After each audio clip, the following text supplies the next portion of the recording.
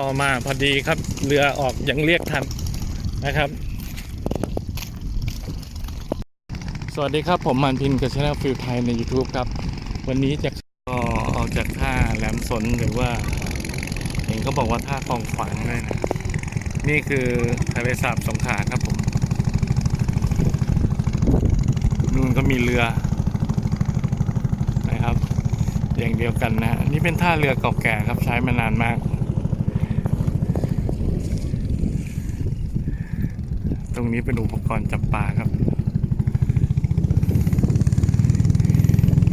ดีที่มาเรียกเรือทันครับนั่นเป็นโรงสีแดงครับใครมาเที่ยวอาจจะเคยผ่านเห็นนี่ครับโรงสีแดงไม่รู้ว่าค่าเรือเท่าไหร่นะครับข้ามได้2 จุดนะครับนี่เขาตะกวนครับเขาตะกวนที่สูงๆนะแล้วทางนู้นไปปากทะเลสาบสงขลาครับส่วนไปด้านนู้นจะเป็นเกาะยอด้านที่เขาทำสะพานข้ามนะฮะ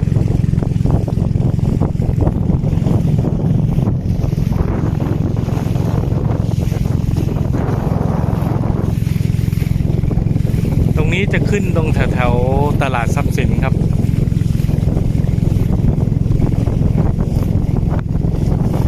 เรือนี้มั่นคงมากเลยนะเขาบาลานซ์อย่างดีเลยก็แชร์ประสบการณ์การเดินทางนะครับ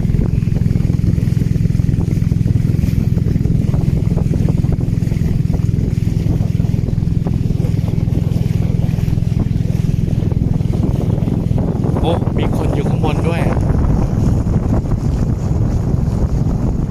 น่าจะมาดูแลอุปกรณ์จับปลานะครับไม่รู้เรื่องอะไร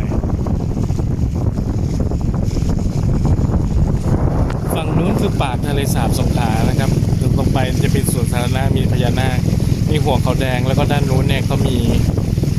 แพขนานยนต์ข้ามนะครับสมัยก่อนนี่เป็นเส้นทางคมนาคมสำคัญนะฮะของรถเนี่ยข้ามไปและสมัยก่อนก็เป็นเส้นทางทางเรือสำคัญเหมือนกันเรือเข้ามาเมื่อก่อนไม่มีทางมาภาคใต้ครับต้องใช้เรือก็จะมาจอดที่เมืองเก่าสงขลาตรงนี้จะมีโรงสีแดงครับซึ่งโรงสีแดงเนี่ยก็มีเรือขนข้าวสารนะครับมาสีกันให้ขนข้าวเปลือกนะครับมาสีกันที่โรงสี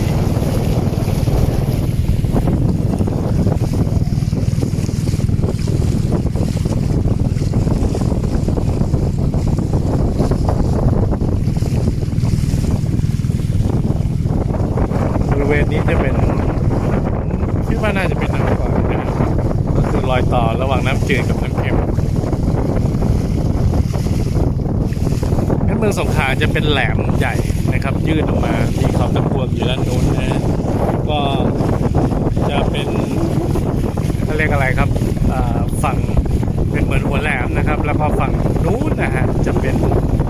ฝั่งที่ออกทะเลอ่าวไทยโอ้นี่มีซากเรืออยู่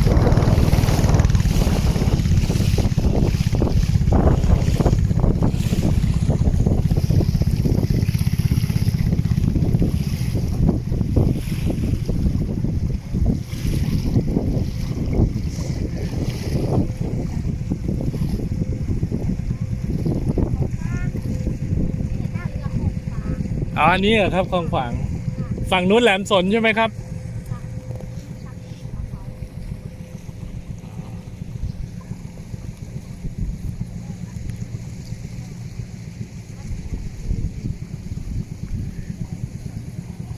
นี่ครับท่าเรือคลองขวาง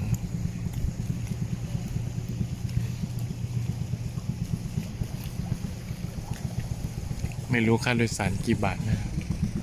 แต่เขากำลังจะเข้าเทียบเรือ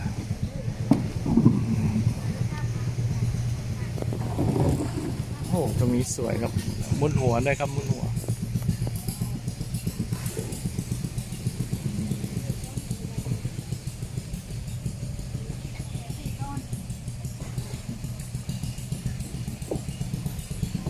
โอ้มีท่า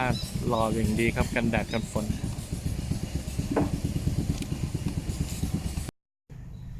ก่อนนี้ครับที่มา นี่ครับเรือลำนี้ที่มาครับท่าเรือคลองขวางท่าเรือโบราณครับที่หลายคนไม่รู้จักเราจะซ่อนหลบมุมนะครับเดี๋ยวผมจะพาเดินออกไปด้านนอกที่ถนนครับค่าเรือมาก็20 บาทครับ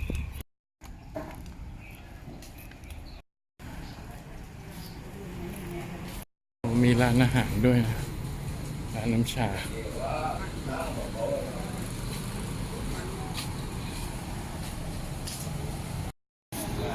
ข้างหน้าก็มีร้านไก่ทอดนี่ครับมาออกตรงนี้ครับตลาดทรัพย์สินแล้วก็ในห้างรีทรัพย์สินครับนะฮะแล้วก็แบงก์กรุงเทพครับพบกันใหม่ครับกับช่องฟิลไทยใน YouTube ครับสวัสดีครับ